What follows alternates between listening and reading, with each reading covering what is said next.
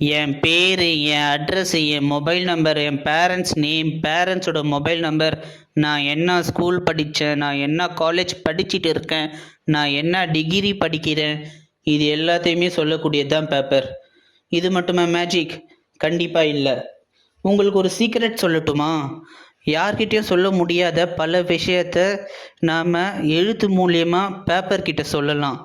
Paper கிட்ட சொன்ன விஷயத்த நாம யார்கிட்டயும் சொல்லாத வரைக்கும் யாருக்கும் அது கண்டிப்பா தெரிய போறது இல்ல. இதை விட ஒரு மிகப்பெரிய மேஜிக் சொல்லட்டுமா? நம்ம எல்லாருக்கும் ஒரு சில நேரத்துல ஒரு 10 செகண்ட் அமைதியா இருக்கிற அளவுக்கு, கட்டுப்படுத்த முடியாத அளவுக்கு கோபம் வரும். அந்த கோவத்தை நம்மளை கோபம் படுத்தினவங்க கிட்ட தான் நம்ம காட்டுவோம்.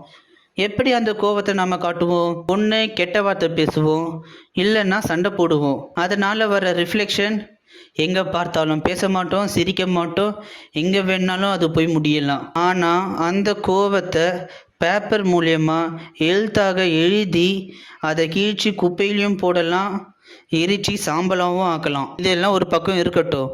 பேப்பர் கிட்ட இருக்கிற அழகான மேஜிக் என்னன்னு தெரியுமா? மனசில் இருக்கிற கற்பனையான அழகான காட்சியை வரைஞ்சும் சொல்லலாம்.